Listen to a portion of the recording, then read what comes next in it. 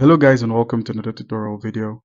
In this tutorial video, I'll be showing you how to make Google Docs read to you. That's to read text aloud. Hello guys and welcome to the channel. Please check out the link in the description for bonuses and resources we share with our viewers. So let's get into it. I already have my browser opened up. I'm making use of the Brave browser.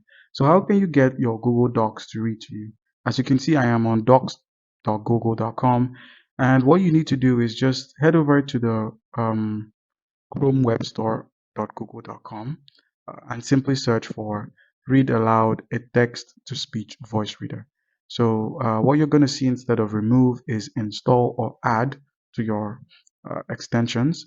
Once you've downloaded this, you're going to find it in your extensions. So when you click on the extensions plugin and scroll, you'll find a read aloud, that's a text to speech. Simply pin this so you can see it at the top of your screen. Once it's done, head over to the Google Docs. So I already have a document, and let's go ahead and try it. So just click on the extension. As you can see here, read aloud. Click on the extension and you're going to be requested to give it permission to access your screen and the web page you're on. So just go ahead and click on it. Alright, so once you've selected the extension, you're met with, you need to grant read aloud additional permissions. So simply click on the permissions and just click on allow. So once you're done, select the extension again to open it and then head into the settings. So we have a couple of boxes here, that's to rewind the speech. But first off, just click on the settings. So click on the settings option.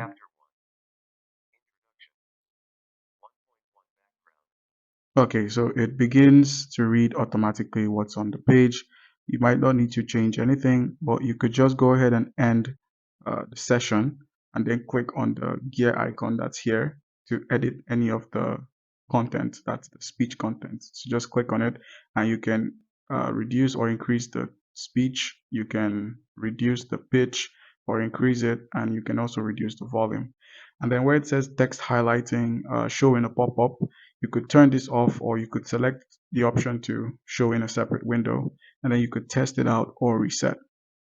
And then underneath the voice, we have a lot of voices here. We have the offline, we have Piper voice, which is experimental, and standard voices. So Google standard, Australian, and stuff like that. All right, guys.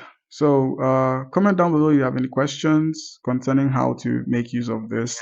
Don't forget to check out the link in the description for bonuses and resources we share with our viewers.